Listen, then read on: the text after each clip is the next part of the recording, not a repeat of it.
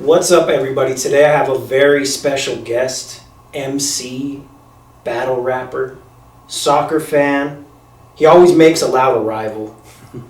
The Glockistador himself, Gloco. Gloco, what's up, man? Yo, what up, my dude? Thank you for having me today. I appreciate it a lot. Man, thank you so much for coming through. Again, this is the first interview for the Will Wonder Pod, YouTube, rather, Instagram. What am I saying? I'm excited to have you here, excited to learn a little bit about your life, and just chop it up about music, all kinds of different things. Yeah, man, thank you. I'm excited to be one of the first on your YouTube channel as well. Y'all make sure to tune in. For sure.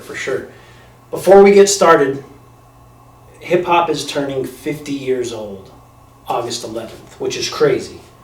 And we're celebrating that every episode here on the Will Wonder Pod. So maybe you can tell us a little bit, what does hip-hop mean to you? I guess thinking of it like from an early age, I would say like an outlet. It's been a way to like express myself, in a creative, way. Sometimes, with sports, it was kind of a way, but I don't know, you can get in a little bit deeper into thought and things like that. And so it was definitely an outlet. So, it was, I guess something that would help me like exercise, I guess, my, my emotions and stuff like that and be able to put them out in a certain way. For sure. We're going to get more into hip-hop as we go on, because obviously you're an artist, you're a great artist. But let's start from the jump, right? From all the research I've done on you, around the age of 2, your family moved from LA to Utah, is that correct? Yeah, that's right. Okay, what brought your family to Utah? I think basically the situation, in Los Angeles, in the early 90s, it wasn't the safest place. And, there was, some work, but it wasn't, as good and as flourishing as Utah, was at the time. And so my parents, they had their family in Los Angeles. Both of them had their parents and their siblings there. They decided basically to start fresh and to come, to Utah. Okay. So I would say more because of, the economy and the opportunities that were, given at the time. Got it. Your family structure, so I know you have siblings. Where do you fit in that? Are you the oldest, youngest? Yeah, I'm the oldest of 4. Okay, 4 boys. Wow. 4 boys. Yeah. Damn, your parents kept trying for a girl, and then that's what it was, man. I make fun of all my brothers. I'm like, they wanted me as a boy, but I was like, y'all were supposed to be girls. Oh, that's funny, man. So at a younger age, from what I understand, you really started liking soccer. Is that correct? Yeah, man. I think, as the majority of Hispanic families and stuff like that, we're really, into soccer. But basically all of my uncles, my dad played, my grandpa played. And so it was always around, my family. And so I was always really interested in, since a young age, being involved in playing and watching and everything. Got it. So what was life like for you growing up? What area did you guys live in here in Utah? Grew up mainly in Kearns. I guess when my parents first got here, we lived in Sandy, Midvale, and then basically moved west. Got it. Kearns is basically where I grew up. Okay, cool. Growing up in Kearns, how was that for you? In the beginning, it was really, really cool. Like I said, the 90s and stuff, it was kind of different. You would still be able to leave your car doors and your house unlocked and stuff like that. And, sure. It wasn't as bad. But, the neighborhood was always nice. Getting, I guess, more into junior high and high school, it kind of started changing a little bit. But for me, I enjoyed it. I love Kearns. I basically know the whole, area like the back of my hand. Yeah. And it's, I have, we played soccer there with a bunch of the guys from Kearns and stuff like that. So okay. I have really good memories. I love the area that I grew up in. That's good, man. That's good.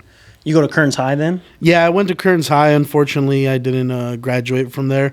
I ended up having to go to Job Corps. Oh, okay. Yeah, so what did you do in Job Corps? I know they kind of try to set you up with something. Yeah, so I actually, because my main thing, I wanted to graduate basically the same year as my class. So I was like, if I go just for a couple of months, I'll be able to graduate fast. So I just ended up doing a computer tech course, which is honestly, now that I think about it, I'm like, if I was going to be there, I should have taken a better trade or something. They were teaching me how to use like Excel and PowerPoint and shit like that, where I'm like, it's not really useful. To but keep going. Yeah. So, but yeah, I mean, I ended up graduating from there and then coming back and just, working. Okay, cool. Playing soccer growing up, what age did you, because I know you're really into it, right? Well, what age did you start to take it more seriously? I guess I was around like 6 years old when I joined my first team. And then from there, it never stopped. Like I kept playing. It got to the point, from there I kept playing on one team. And then, once I was like 12 years old, I was playing on like 3 teams on the weekends. The Mexican leagues that they have it's a little bit different, so you could sometimes play on like different. I'd be playing with the kids and I would be playing with the adults as well. And so I would be basically in different divisions. Got it. And then be playing at another league as well. So, I mean, I was really involved. And my dad, he actually ended up coaching, one of our teams for a really long time. There was actually a team that I was playing with. They were really good, but I ended up joining their team. They asked me to come play with them, but they wanted to keep me as a sub. And I'm like, we're not, it's not that competitive here where it's like I'm going to be sitting here the whole fucking, game. Yeah. And so I got pretty upset. And my dad's like, you know what, let's make our own team. He's like, why don't you just start telling, the guys to come and play? And I was like, let's do it. Yeah. And we ended up, becoming pretty good, man. We had a good squad, and I know a lot of the guys are all still playing together and everything too. So that's awesome. yeah, man, it was great. Do you still try to play? Actually, well, that goes like to the reason why I stopped playing.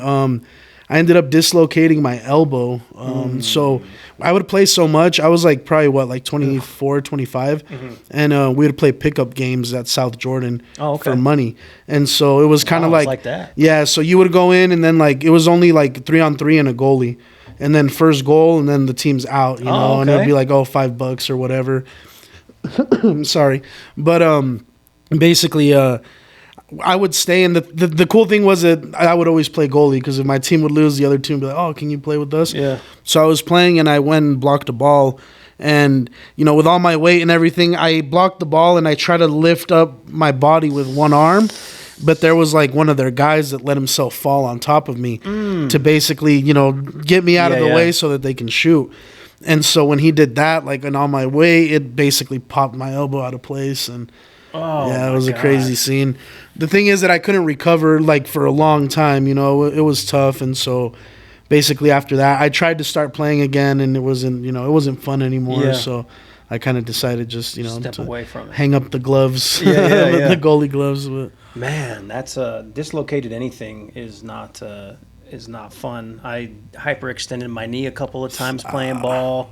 And but yeah, never dislocated anything major like your elbow or shoulder. It's like I could say it's like you're hitting your funny bone, but like 1,000 times like worse. It's just like that, that buzzing constant feeling. Yeah, it was bad. How long did it take you to come back, like just for it to feel normal? Oh man, it took me like a good year or so because at the time I didn't have like insurance and stuff, so I was like, I'm not gonna do therapy. Bad idea. I was but yeah, it took me a while because I couldn't have like motion and. Sometimes, your natural, like, reflexes and reactions, you want to, like, move your arms. So I'd be like, Or even when you're asleep and exactly, you have one of them something dreams, like that wakes you up and you're there for crying your fucking eyes Yeah, out. man, it was bad. But, now I'm good. Now I could say I'm at, like, 100%. You know? Do you ever play soccer for fun now? I mean, every now and then, we'll shoot around and stuff like that, but not, like, to join a league. Because I used to get really upset that sometimes – people would they'd join the teams and stuff, and then they wouldn't show up. And I'd take it as like disrespect because I'm like everybody else is showing up, so I never wanted to be that guy that, oh yeah, I'll be there and show up like when I feel like it or whatever. So it's more of a commitment thing. But I mean, I'm always down to like scrimmage and stuff like that. Yeah. Okay. So hip hop, rapping, from everything I understand, around junior high you started writing, started rapping. What got you into that? So, let's see. From an early age, my cousins in California, they were into hip hop, but I don't want to say that because I already knew about like rap and like hip hop and stuff. I'm trying to remember how exactly it was that I found, like my first song. I think honestly it was just like going through the radio and stuff like that. I want to say it was probably like the Will Smith Wild Wild West, like from the movie and stuff. And so I was like, oh, cool, and I think I found like U92 and like back in the day. And so I started getting into it. The thing is that we took a trip to California like that summer, but by that summer I already knew who Eminem was, Dr. Dre and all that. Okay. So my cousins in Cali, they were probably like in their teens. I'm, like 12. No, I was at that age I was like 10, 11. Okay. And so they start telling me like, oh, why are you listening to Eminem? Why are you listening to that mainstream shit? Like, why don't you listen to that LA underground hip hop? And I was like, whoa, put me on, I was like, what's up? And they did. And so it basically changed my whole like idea of listening to like lyrics. I mean, Eminem, like they're lyrical as fuck, but there's just ways and like patterns and stuff that other people would use, and just it was so cool that everybody was different. One of my favorites that they put me onto was the Visionaries crew, and like all of them different styles and stuff, and I loved that a lot. So I guess I would say that's where I started getting into it. And then like writing, it was just like poems. I remember from like first grade, second grade, I've always been into like writing and stuff like that. And so from there, but I would say like what I guess when I knew that I was like, all right, I can actually, do something. I was going to the Boys and Girls Club around maybe like 12, 13 years old. Okay. Midvale? In Midvale, yeah. And they, shout out to Walt, but he had a program basically set up with Spy Hop Productions that they would take us and have us, record. Now I think they ended up building a studio at the Boys and Girls Club or something like that. But before, they used to take us to Spy Hop. And they had me record a song there, with a couple of other guys and stuff. And I didn't even know. I go back Monday. That was like a Friday night. I go back Monday, and they were like, bro, you were on the radio. They put your song on KRCL and stuff like that. Wow. And I was like, what? And it wasn't like, back then you couldn't find, that file or whatever. What year are we talking here, ish? I want to say like 2003, somewhere around there. So, and I should have talked to Nate about it because they might have something like that. Or Nate and Keith, shout out to them. But yeah, man. So around there, that's when I is that Knuckles era? Yeah. Yep. Exactly. I actually took a couple of DJ classes with him and stuff. That's dope, so it was around that time. But. That's cool, man. So from that point on, do you just want to just keep making music? Try to. Like, what's your goal with music as a kid? So I guess even at that point, I didn't take it seriously. Like I was like, oh, this is cool, but I was never. At that point, you would see the rappers and stuff like on TV, and you're like, oh, to be able to get to that, So I was more like, I like this. Yeah, this is cool. This is dope. But I never saw it as like, oh, let me try this as a career. Right. And in my head, I was like, I'm going to keep playing soccer, and maybe I'll get picked up by like the Utah Freeze or something on some indoor stuff or whatever. And so I always had that mentality. And then the years went by, I kept playing high school and stuff like that. Grades, never even tried out for my high school team because I was like never gonna make it. But I was I still kept playing in like different leagues. But when I dislocated my elbow, that's when I became, I guess, depressed, and I was like, man, I don't have nothing else to do. I'm like, I don't know what to do with my time. And then with my homie Juice, shout out to him, we ended up buying a microphone. And so that's when I started recording again and like, actually taking it serious from that point on. And I guess that's when I was like, because it was the SoundCloud era. So I was like, man, there's so many people blowing up, off of this. I'm like, why not? I'm like, let's go for it, and so we started off kind of, with like some sound like that, lo-fi and everything. But it just took off from there. Like, it inspired. The more and more I kept working, the more and more I wanted to keep working and, different achievements and stuff like that it just keeps motivating, to keep going.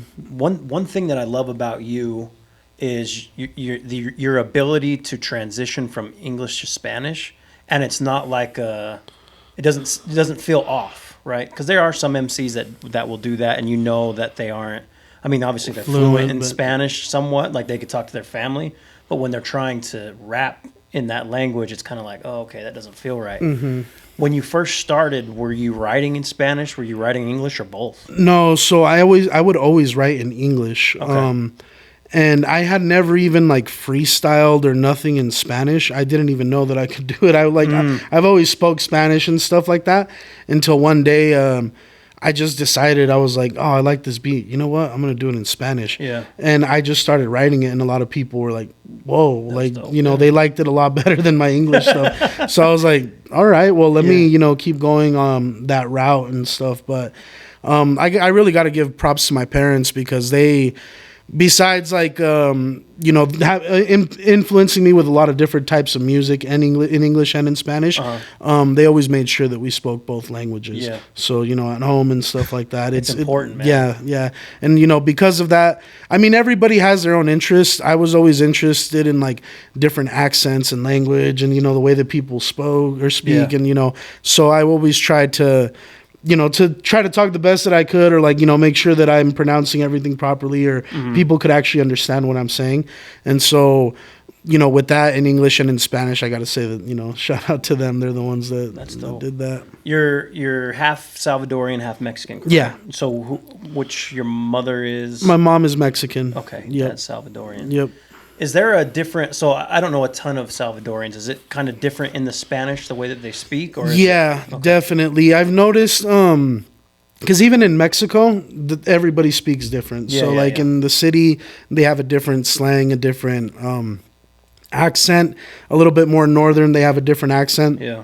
But what I've noticed in like Mexico is more of like the tropical areas, they talk more like people from El Salvador. So like kind of tropical areas talk kind of, you know, similar and stuff like that. But there is definitely an accent change, you know, a difference. So do you ever, like, you know, you hear your family on the Salvadorian side when you were younger and be like, what the hell did they just say? It's weird because when you're a kid, you don't notice it. You know, you're just kind of like, all right. And then once you start growing up, you're like, oh, dang. And it's kind of like funny, because we would make, like when my brothers were, you know, we're half. So we'd make fun of like both of them and be like, oh, this, and start talking in like the accents and stuff like that. You know, it's all for fun, but it was just, you know, both sides have, you know, funny parts about it. So.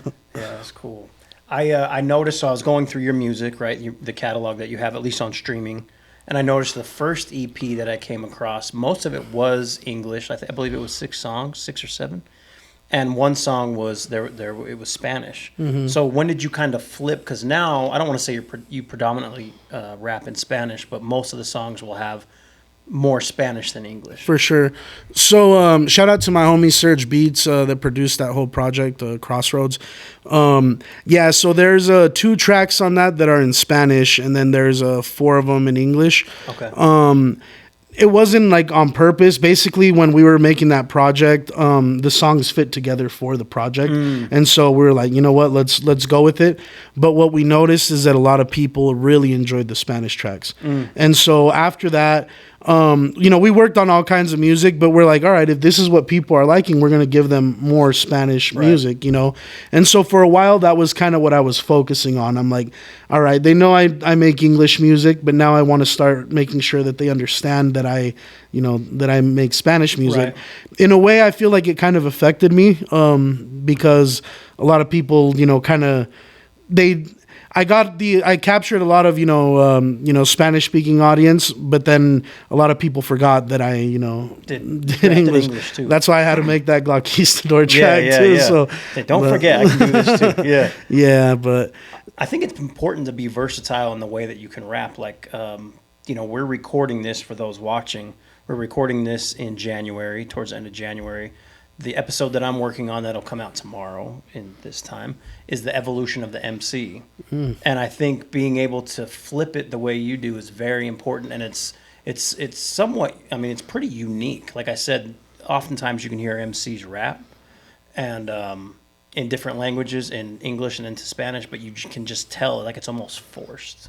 Yeah, it's I think a lot of the time maybe they try to sound like or have a certain pattern that somebody has already done or something like that, and they might not be able to fit it. Yeah. Instead of kind of just trying to go with their own, flow and kind of, find their own way to fit words in and stuff like that. I don't know, but that's kind of how it goes with all of hip hop. You know, if you force it, it's not going to sound right. You it has to flow like, nicely and everything. Yeah. So it has to be authentic.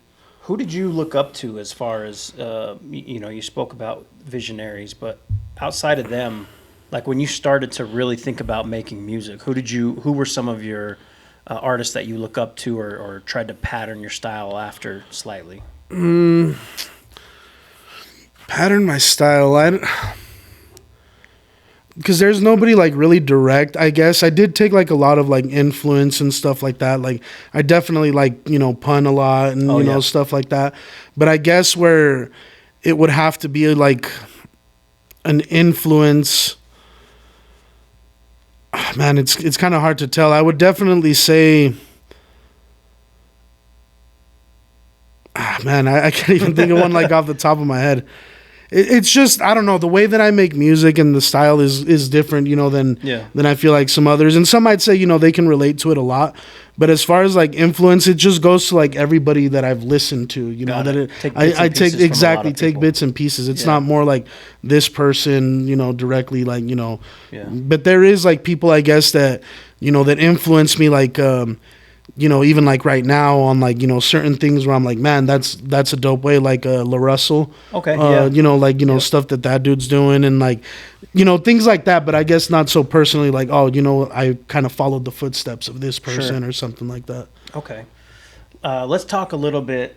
We're going to get into a couple of different things, right? We might jump around a little bit as we already have, but Pura Vida, tell me a little bit about that collective and how that came to be with you, because if I remember correctly, they were around for a little bit prior to you joining. Is that right? Yeah, okay. That's right. So shout out to the homie, shout out to the whole camp, but Lalo Lucas and Rocky, they were the originators. They started it off, them too. And so they had things going. They had a couple of bands that did corridos and stuff like that under them when I joined as well. And yeah, man, they had basically a studio space and things like that. They, they were willing to put, money down as well on projects and things like that. And so it basically became, I guess like a team, we became like a team like that. And so what might have been, like, I guess a record label is more like a collective, you know, more than anything. Okay. But, yeah, man, shout out to them. We've done a lot of things, being able to work together as a team. And it's, we're never looking like, oh, just, because you make good music or whatever to come and join. It's more, we all get along and we've all gotten to know each other over the years and stuff. And that's the reason why, we work so well together. That's important. Back in the late 2000s, 08 to 2011 or 2010-ish, late 2010, I was in a group and we did a lot of shows. We had a lot of fun, put out an album, and we would notice like different collectives around at the time. Mm-hmm. And I think the biggest thing with them was the biggest issue they would run into is everyone, in hip hop or in music in general, people are going to have egos. But some of the people that they would have big egos, and they would clash, and then all of a sudden you wouldn't see shows put on by this collective or label or whatever you wanted to call it at the time anymore. And it was because there was someone running it, and they would go find different artists that didn't gel together, that weren't tight. Now, they would have different sounds, which is great, but at the same time, they would kind of fall because of that. They wouldn't have, they could not get along. Yeah, and I think I've talked about this with a couple of artists here, in Utah, and it's fine. Not everybody's meant to work with a team. For sure. Let me rephrase that, because it's you can work with a team. It's just not a team full of artists. Yes. It might be like on the managing side or doing something else. Me, myself, I've always, I've played in team sports. I've always worked well with a team, and I know how to talk with people, and I know how to listen to people, and basically to motivate. And the thing is that not everybody works that way, so you have to be able to work with people that know how to work as a team. But that doesn't mean that it's a right or wrong thing. It just means that there's different types of characters and personalities and stuff like that. And so I don't know, when it comes down to that, it's just kind of knowing to each his own, like what they want, because there's always going to be a greediness and envy and stuff like that. And if somebody's always just looking out for their own, which I mean, in every situation as humans, we're going to be doing that. But if we don't understand that it's like, together is the reason why we're actually doing this, even from the person, that barely joined to the person that's been the longest, if we don't understand that, then that person or whoever it is, that they're never going to get it. And it's, they're not going to be able to fit in. It's only a matter of time until they distance themselves or whatever. But I don't know. I respect, both sides of it. Because as an artist, you kind of have to have that ego too, and have people know that you respect, that you're respected, and so I mean I get that too. But it's I don't know. There's different ways to like see it. You could be that kind of person, or you could be the humble guy that everybody likes for being, the humble guy. Exactly. Yeah. Yeah, I think the biggest thing with a team is understanding like the ultimate goal is for someone in this team to blow. Exactly. And then if one person gets on, like you look at a lot of things in hip hop, and there was like one guy out of the crew or woman out of the crew that made it, and then you started to see all these other artists afterwards. Yeah, exactly. We always talk about that with the team. It's all it takes is just one of them to be there, and then the thing is that everybody else has to be ready. Exactly. Because it's like, well, the opportunity's there. Now that doesn't mean that you're going to be like right next to to the guy, but it's like you better be ready for whatever might come, because that could be whatever it is. And so it could be, whoever it is on the camp, but it's like that's going to bring other opportunities. But if we haven't been doing much before, what are we going to do, at that point? Yeah. So how many people are in the group? So it's Rocky, basically the main dude, Lalo Lucas, then it's S-Rock, then Justice, who's our producer, engineer, and then we actually just got a new dude, a singer from Venezuela. His name's John Arevalo. Nice. We got some music coming with him. He's really dope. I'm excited for what we got with him. Give me a look inside, like what kind of your guys' meetings are like. Like, are you kind of trying to plan out? Okay, all right, because I know you're working on an album, right? So is most of the focus like, okay, Gloco's putting out this album, how do we help him? Or is it like, okay, Gloco's got this album, we signed this, or not signed, but we brought this new guy on as well. Like, how many things are you guys doing at once, and what do those meetings look like? So right now, I guess basically, which I don't know if it's too much like info, but with the way that we kind of work it out, it's more, we work on the projects, on the music, whatever it is, the records. And then we start planning on, okay, how we're going to do this after. So right now, there's not really like any pressure on like, oh, we're going to finish this. It's more, well, whoever finishes it, and then we're going to focus on which one are we going to, start pushing or whatever, the most. The good thing, with all of us, we all also have, our regular jobs and stuff like that. So we're, investing, in our own projects and things like that. So it's not so much just on, pura vida to be like, oh, we're putting in 100%. So we're all able to do multiple things, at the same time. But I guess, when we do sit down and everything, there's, we plan, we'll have like timelines, and then we'll make sure to not try to like, release projects, over each other, which sometimes it works, like, so there's been a couple of times that we've released like, all together and stuff, and it's, we've gotten a, good response, but for the most part, we want to have someone, drop something so that we can all promote, their project and stuff like that. But it's a lot of planning. Sometimes like, oh, you guys got to clean the studio and shit like that. But I got to clean this place every time I leave. Shout out to Dre, record here. When you're working on your music, what is the atmosphere like? Because every artist is a little different. Some people like a lot of people in the studio with them. Others just want it them, maybe the engineer or the producer, whomever's recording. What is that like for you? So usually I can write, on the spot, but I love writing in the morning. Like when I wake up, that's my favorite time to write. I feel like super creative, and I just have all these ideas. So usually if I'm working on a song, you know, like for myself, I'll wait and I'll be writing, and then in the studio it doesn't really bother me unless it's like too noisy that Right. you know I can't record or whatever. But it doesn't bother me if they're not in the booth. Okay. I'm cool with that. But for the writing process, I like to kind of get into like my head and Yeah. you know. But the same thing, if there's an opportunity and I'm in the studio, I'm not gonna be like, oh, let me go home and bring this back Yeah. later. You know, if I have to finish it there, I'll finish it. You know, I'll Okay. finish it there. But I guess my ideal, you know, would be laying on my bed just with my headphones on, Yeah. just writing something. Fresh you know. waking up. Yep. Okay. You don't have kids, do you? No. Okay, no. yeah, your morning's gonna be all fucked up when you have kids. Trust me. Yeah, I probably wouldn't have that. The first couple of years, you got to wake up super early to get anything done in the morning. So let's talk a little bit about your album. Do you have an idea of when you want to release that, or is Yeah. it just gonna kind of come? I definitely want to release it.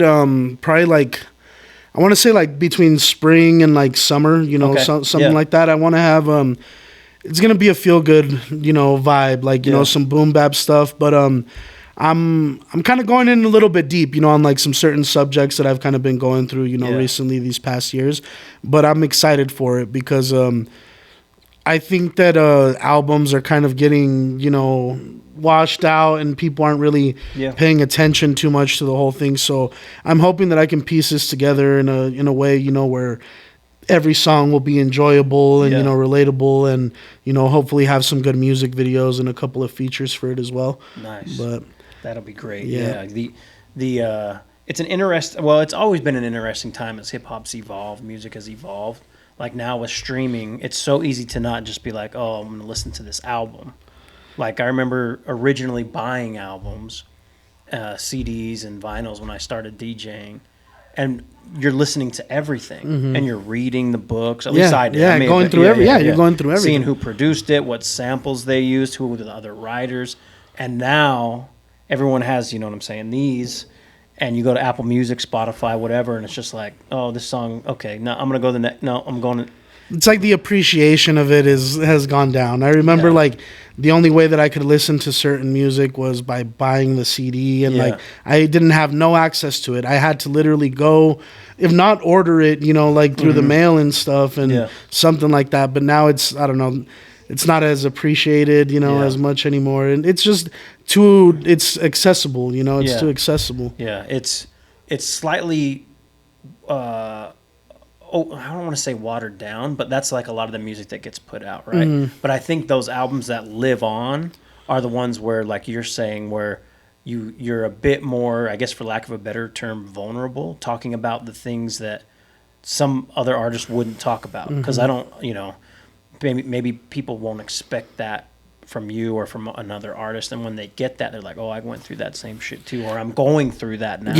Yeah, just, you know, like general like life stuff, I think Yeah. is, you know, and with the albums, I'm one of those people, like I'll go through the album and if I didn't like certain songs, I'm not going to go through those songs Right, again. right. But there is some albums where it's, damn, I love this whole album and I, Yeah. you know, I don't even have to skip a single song. Yeah. Those to me are like, you know, the classics right For there. sure. And so, you know, that's at the end, you know, the goal. But like you said, it's so much music that it ends up being generic that people, you know, are just trying to make the exact same thing. And and the thing is, the reason why they're doing it is because it's, you know, they're trying to sell. So Yeah. it's, if that's hitting, well, let me do the same thing. Yeah. And, you know, I'm going to sell if that. it's been working, then follow that same Yeah, blueprint and that's until fine. then. And everybody has their different reasons. I mean, we all want to make money in this. Yeah. Some people only want to make money in Yeah. this.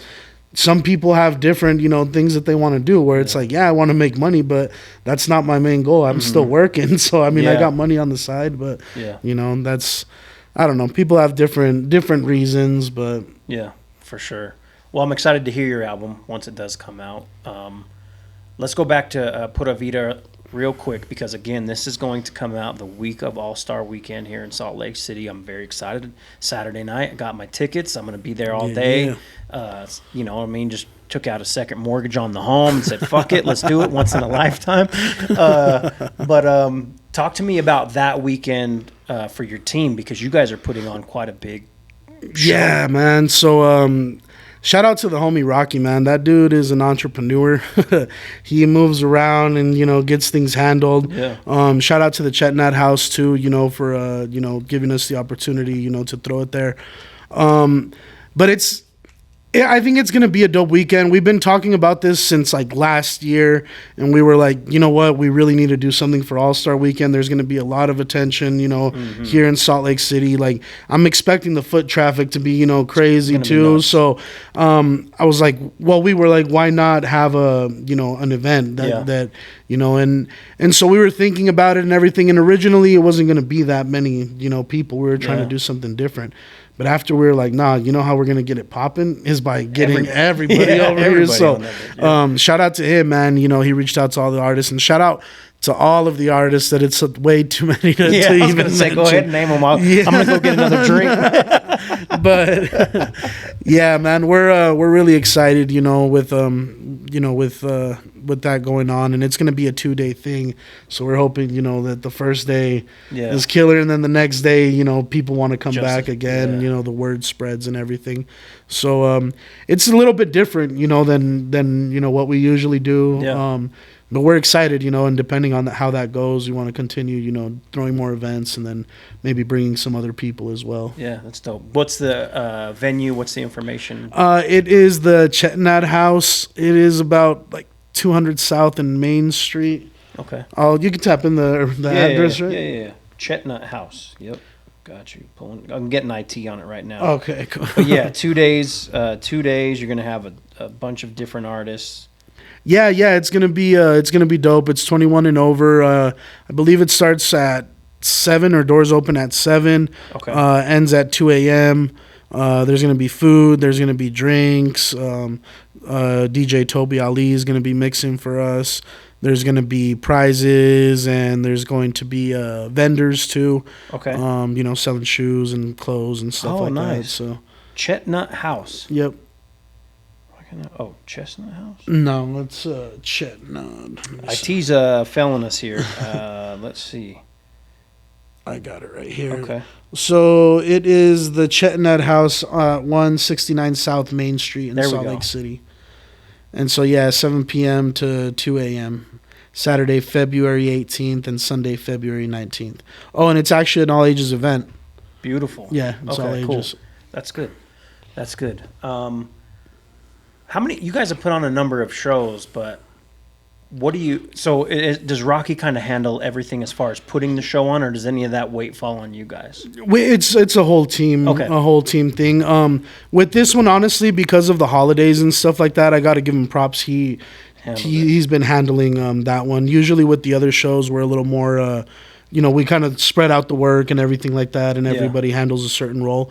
Now, once we get closer to it, I'm sure we're all going to be doing it. But as far as organizing it, he kind of handled that. But he's the boss, so that's what he's got to do. Handle that shit. Cool. Going back, I want to go back to your album just for a moment.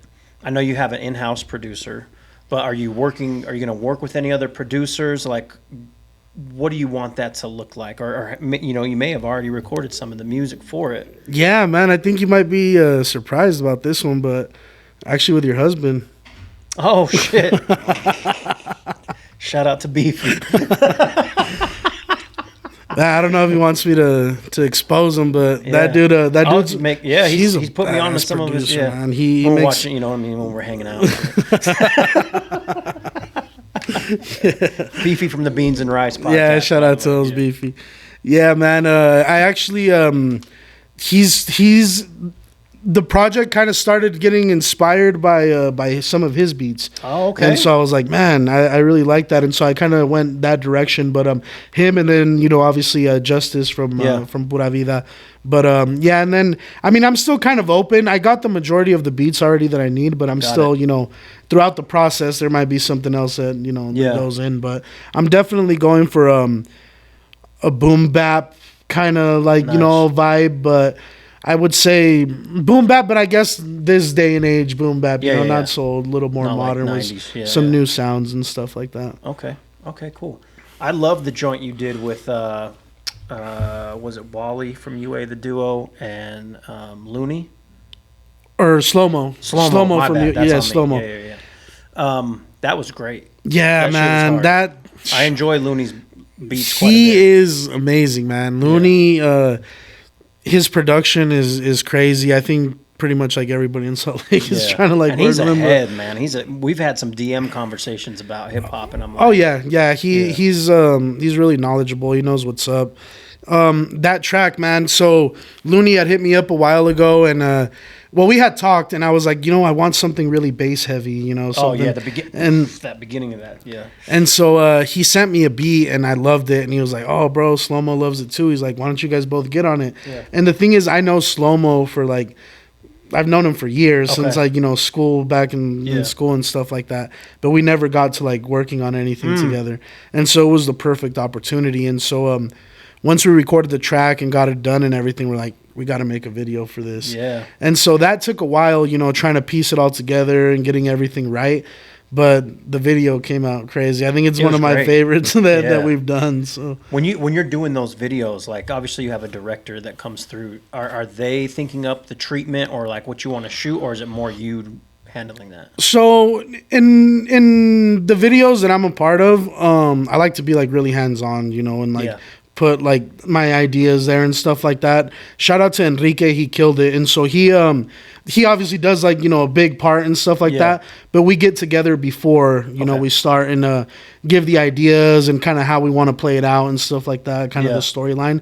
And then, he definitely helps out with, what is actually possible and what might not be possible. And so, we go through that. But I guess it just depends, because, you can let the director do all of the work. Yeah. I've never been in that situation. I always like to give my ideas and kind of, run it through the way that I imagined it in my mind and stuff like that. But who knows? I might let someone, take control. And when Hype Williams is ready. Exactly, X, something maybe. like that. Or X, I guess he's just X now. Yeah. Going back to All-Star Weekend, it seems like, so you got the Lakers hat. Are you a big Hoops fan? I was more back in the day. I still am, but I'm not up to date with like all the stats and stuff like that. So I'm wearing the hat because the Lakers came back yesterday. That was a dope game. Yeah, that game, for those watching this, last night they played the Portland Trailblazers and were down something crazy at half, like 71-40 something. Yeah. And then they came back. So talk to me a little bit about ball, as far as like the players that you liked. You said you were into it for a while, but yeah, man. So basically, I guess like in the 90s, more, especially when the Jazz, were going, through the playoffs and stuff. I always liked watching, Michael Jordan. I was going more for the Bulls and the Jazz because, we were from LA, and we couldn't go for the Jazz. Still, why would we go for the Bulls too? But yeah, so I would watch them, and then later on, watching Kobe Bryant and Shaq and stuff like that. I was always, a huge fan of them. And it was basically just more a fan of the Lakers, I would say. I've always liked, basketball, but it was, I guess, like Tim Duncan, people around like that era, when they were playing. After, I guess, them, I kind of, didn't really care too much to keep watching and nothing like that. And now my brothers are more fans, so when we're together, I still keep up and watch highlights and, stuff like that. But I guess I'm just not as it's not like a invested, where I need to be watching every game and stuff like that. Yeah, that makes sense. So you said the Lakers were your team, back when you were watching. So you got Shaq, Kobe. If you were to put together a squad from the time you were watching, who do you have on that? Because this is like what, probably, so Shaq, Kobe, Duncan. Like early 2000s. Like 02 to 04, 05-ish. So who was it? Like, who else was on there? Derek Fisher, I think. Yeah. Fish was on the Lakers. You had like Robert Horry. As well. Rick Fox. That's like I think the stars right there. Got it. Cool, man. We're going to do some, I like to call it quick hitters, right? So these are just questions that whatever comes to the top of your head. Some of them you can explain. Some of them aren't going to need any explanation at all. And then let's see. Let's just get into it here. So 24 hours to live. What is your last meal? Oh, definitely something from my mom. Probably some chile rellenos with some rice. Okay, perfect. Your dream collab. So on this, I need a feature and then the producer that's producing it. Ooh, the feature. I don't know. Honestly, it might have to be like a singer. Does it have to be like a hit? No. It can be whatever. I mean, when I asked this to K the dog last year, he said some Nickelback or some shit like that. But so whatever you want. Yeah, I would do like a singer. Shoot, I think I would probably do like I'd probably do like Mariah Carey or something like that. Okay. You know, like have some. And I've been looking for a female vocalist to to do some stuff, but yeah, something like that, and then like produced. Just to make it awkward, probably. What's his name? Make it awkward. What's that dude? Jermaine Dupri. Okay. Oh, okay. Hey, that, you know, if you get someone who sounds like Mariah Carey and you got Jermaine Dupri, you got a hit, bro. Yep. You got a hit. Favorite movie?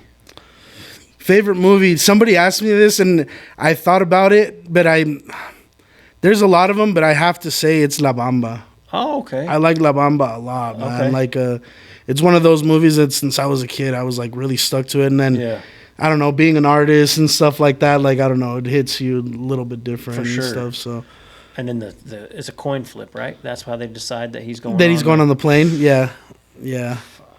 Forget about it. Let's see. Okay, if you could go back and tell your 18-year-old self something, what would you tell him? Start working on music more seriously. That's really it. Yeah. I think that's a lot of people's answer to whatever they want to do. It's like, focus on that. Yeah. Don't bullshit with something else. It's just those years, man. They're important, you know, and it kind of just depends and like kind of plays out to like what you can do. If you start at that age, or even before that, you know, you're kind of setting a good foundation. Obviously, when you're older, it's a little bit different. Right. You don't have as much time. You know, it's more tough. You know, and then you end up having kids or something, and then it's changes everything. So, but I would tell myself to just keep working harder on that or take it more seriously. Yeah. Don't worry about going out, hanging out with people that may not be around. Right? Yeah. Exactly. Yeah. For sure. Okay, 3 essential albums that you think everyone should listen to. Essential? It doesn't have to be hip hop? No, whatever. Any genre. You're like, Mariah Carey's funny. No, you know which one I like a lot because I was thinking about it the other day and I was like, what albums do I listen to like that's like front to back? Yeah. I like the Gorillaz' Demon Days a lot. Oh shit! I love that whole album, and I can listen to that whole thing, and it's really dope. So I would say that one. What other one can I think of? You know what's another one that I went through too didn't skip any song and I loved it. And it only happened with him just for that album was Good Kid, Mad City. That I enjoyed every single track on that one. And it might have been like the age that I was and stuff like that, you know, with some of these. Because now it's a little bit difficult. Well, music takes you to a certain place, you know what I mean? So I hear you on that. I love Kendrick's right now anyway is my favorite artist, right? Until Jay-Z drops his next album, whenever that happens. Let's see, the next album, what would I have to say?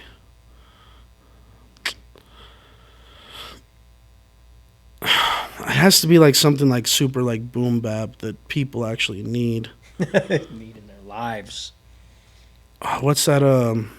Midnight Martyr, right? Midnight Marauder. Marauder. Yeah, I was listening to that on the way here. I was listening to Tribe. Yeah, but that another album that I feel like that's just music that it's like, man, I don't know. Everybody needs to listen to that, and a lot of people have, but I think there's a lot of people that haven't either. Oh, for sure. A lot of, especially younger people, haven't listened to Tribe. Mm-hmm.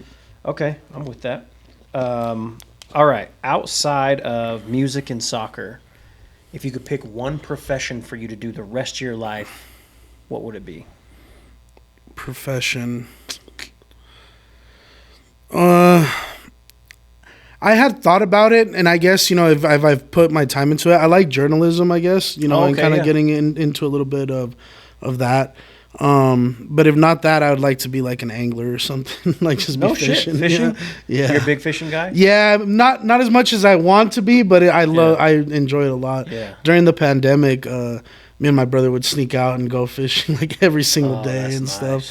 But when you're working remote. Exactly. And so, I mean, it would be, I don't know, something like that. If I can, like compete and stuff like that and live off of it, yeah. that'd be pretty cool. That's cool. Fishing is so peaceful. I'm excited. My son's 4 years old, and I'm excited when he gets to the point where he can just relax and just chill. You know what I mean? Because he wants to go fishing, and we'll go, and then it's like he's bored. Yeah, he doesn't get it yet. He wants to catch right away and stuff. Yeah, that's what he sees these videos on YouTube. Kids just catching fish. I'm like, that's not how it works. But yeah, it's you could take him to a little trout farm or something like that. Yeah, that's what I think I'm going to do this spring. Is just so that he actually catches something. Because saw last year we didn't catch a damn thing. But we just go to like these little ponds and parks that are around our house. Where do you like? I mean, this isn't in here, but where do you like to go fishing? Usually more like east. So I like going more like on like rivers and creeks and stuff like that. Oh, okay. I don't really like going to lakes and ponds and stuff. I mean, I'll go, but most of the time you're just kind of sitting there. Yeah. And so I kind of like to hike, and go down the river and find little, pockets of water and stuff. Yeah. So what's that? I think it's like Colville. Kind of going like towards what is it, like Evanston or whatever, going east around there, and then kind of like that backside of like Ogden and stuff like that. Okay. I like going to like Logan as well. Where else have I gone? I've gone to quite a few places, but yeah, mostly like creeks and stuff like that. Okay. But all the best like fishing for trout is more south, but it's a little too far for me. You do a lot of fly fishing? No, it's just actually just real. I want to get into it. I know you can catch a lot more, but for some reason it looks like such a hassle, and I'm like I don't even want. Yeah, I've never done it either, but I just see people. I'm like, no, hell no. Okay, the last question, and this is one that most people get judged on, so you can take your time with this, okay? This is your dream concert. So this isn't for anybody else. This is your dream concert. You get 4 acts. They can be dead or alive. I need the acts, but I also need the placement. So I need the opener all the way to the closer. Headliner, excuse me. Okay. Dang, mine might be like somewhat like Woodstock or something like that. Hell yeah. But it needs to be, I don't know, but it needs to be like someone that I haven't seen, because I've seen quite a few people. All right, let me say, I guess, definitely Nirvana for sure. Ooh, okay. Definitely DMX. Who else would I... that I've been wanting that I've never been able to see live? And quick pause on this, or break, but I won tickets to go see the Visionaries while I was living here in Utah. Oh, shit. So I had to give them away like to somebody in Cali, and I was like, but I'd say the Visionaries. Okay. That'd be kind of cool. And then, let's see, who else would I put on that? To kind of make it even. Let's go Aaliyah. Man, that'd be beautiful. DMX. All right, give me the placement, though. I need to know who's opening, who's closing. Oh, definitely Nirvana's closing. Yeah, I think Visionaries would be opening. Yeah. And then it would be Aaliyah, DMX, and then Nirvana. Perfect. Damn, that'd be pretty cool. DMX and then Nirvana right after. He'd probably come back out. Yeah. I was lucky enough to see DMX about a year before he passed here in Salt Lake, actually. Oh, dang. There was a time period before he passed where he had gotten clean, and he sounded like he sounded in like 98, 99. It was nuts. A Nirvana story, though. Back in the day, I told you I was in a group. We were called the Strangers, and we opened up for Nappy Roots, right? Oh, dope. And Nappy Roots, this was at Urban Lounge. They've always done this, but a part of their set is they're like paying homage to people who came before them. So they're going through all these artists, like a lot of Southern rap, and then a couple East Coast, West Coast, and they're like, we wouldn't be here today if it wasn't for this group. And they played "Smells Like Teen Spirit," and they went on to say that like Kurt Cobain was really influential in getting them on. And I was like, what the because at first I was like, that doesn't make any sense to me. But you never know, man. In this music stuff, like I've heard of like people and like, shout out, and I've told them too. I'm like, man, like it's so dope when somebody's talking like good or giving good recommendations when you're not even there. Yeah. And then it just trickles down and you end up hearing it. You're like, bro, you really did that? Like, and you never know how long or how far that can go, Exactly. So that's crazy. Exactly. All right, man. Before we head out, obviously tell people where they can find you, find your music, find your, all your socials, all your ats, and then give us a little jewel, man, like something that we can look forward to from your album. I know you talked about it being boom bap, but why in this going from spring to summer, why should people check for your album? For sure. So, what should I do first? Give the ads, yeah. Y'all could find me at Gloco 801 on Instagram, Twitter, Facebook. You can find all of my music videos at Pura Vida Entertainment on YouTube. You can keep up to date with all of our shows and stuff like that, and all the squad stuff on Pura Vida Entertainment on Instagram as well. And then, man, so I don't know. I might even give you like a little snippet of something that I wrote, but it's just these last couple of years, I don't know, it's been kind of hard to get over like this slump. I'm one of those people that doesn't really like show my personal life too much on social media. Yeah. I like to keep, stuff, more to myself. And so with that, there was a lot of like growing and things like that, that I had to go through. And so I kind of feel like I'm over this kind of, I don't know, like I said, like this hump that I've been on, and I feel a lot more, I guess, alive, and more grateful, for life and things like that. Yeah. And so with this one, it's basically talking about experiences, but it's in a way where, I'm thankful, for the good, for the bad, where whatever, and it's, I'm excited for it, and I'll show you. It's in Spanish, but it's a little thing that I wrote for all the Spanish people, or all the Spanish-speaking people, I should say. Oh, do I have it? Maybe.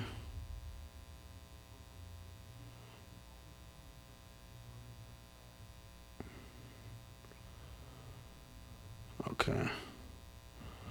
Oh, no, I guess I don't have it on here. I think I might have it on my computer. Okay. But give me a second if you're down. Yeah. I got it right here.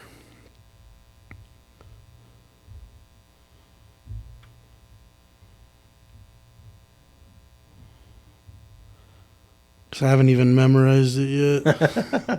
All right, here you go. So it says... Buenos días, hoy no tuve que fumar para despertarme con alegría.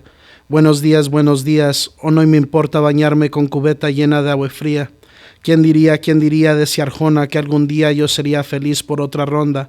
Es que pensé que ya se me iba la onda, pude superar las situaciones que incomodaban las bolsas, pero estoy en mi bag, estoy compartiendo el silencio, I'm giving back. Mi familia es primero y llegaron más, el árbol de la familia muy alto crecerá. And so with that, I'm just basically saying like, oh, good morning. Today I didn't have to smoke to have a good day. Good morning. Today I can shower with a bucket of ice water and I'm still going to have a good day. And then it just has like references to this Guatemalan singer that, has a song as well. Okay. And then kind of like talking about, my family. Shout out to my brother and my sister-in-law. They just had a baby, and then nice. We just found out that my other brother is having a baby as well too. So I'm like, Uncle Gloco. the family tree is growing. So I'm just letting people in a little bit more into like my personal life, with this album and stuff like that. So that's great. Hopefully man. they appreciate it. Again, I think that's what you have to do in order to separate yourself from a lot of the stuff that's out there. Yeah. You know what I mean? Like I was saying, like being just vulnerable and I don't know, letting people, feel that side and letting them know that it's cool to be a normal person. You don't have to put on a costume for all of this shit, Before we leave, there was one thing I forgot to touch on that I wanted to ask you about, and that's getting into battle rap. Yeah. And I can't believe I spaced that shit. But so you're 2-0 officially in Mic Masters, right? I was able to judge one of those, and it was great. How is that change? Like, did you battle before that, or was this something brand new to you? Never like an official battle freestyle, like off of the top, with the homies and stuff like that. But I've always been a fan of it. I would always watch, battle leagues and stuff like that. Even the ones that they had here, like A-Hat and Mic Masters back in the day. Right. And so I was always into it. And in the back of my head, I was always like, I could do this. But it's not until all right, you're really, you get in there and start doing it. But yeah, that was my first time, ever battling or anything like that. I enjoyed it. I just wish that I would have had like a little bit better opponents and stuff, you know. So just because at the end, like it takes time to write this stuff, and so it's like you want to give what my goal at the end, even if I lose, let's make it a good battle. Let's make it entertaining so that people enjoy it, and then they can like both of us or whatever, no matter who wins and stuff. But when it's like that, I think sometimes it's like a waste, where it's like, man, you've had these great bars, and it's like you didn't prepare for it. It's it's disrespectful, because it takes time to do that shit. To you, it's disrespectful to you or the person you're going against, as well as the people that are paying. Yeah, the audience, it's like, what the fuck? They could have gotten somebody, more prepared. And I mean, everybody, goes through their shit and stuff like that. So, but I'm actually I want to start battling again back in April. I got a couple of things that I'm working on right now, so I haven't been able to find the time. But yeah, I definitely want to get back in there. I'm 2-0. I'm hopefully go undefeated, but there's a couple of people that some of them are pretty nice. Yeah, man. Yeah, and like I said, at the end, as long as it's a good battle and shit, like But I do come correct, and I feel like on some of these earlier battles, like I hit them with some good bars, but I was definitely not giving them a lot of like stuff that I've held on to. Yeah. It's not necessary, but I'll have that for somebody else. Man, that's dope. I'm excited. I told you this. I don't remember if it was on Instagram or what, but where you had the pistol whip big pun line. I was like, man, that was people so cool. didn't even know what that and was. I was like, and see that, and it made me kind of, because there's certain places where people are gonna understand that, and certain places where they're not. So I'm like, you got to kind of read what kind of crowd it is and stuff like that. But yeah, man, I was watching that like, oh shit. I remember watching it in my office. Nobody's home. Like, oh shit. You just the clip ran through your head of him getting up. For real, classic. Awful thing to do. Okay? Awful. But it was a great fucking bar.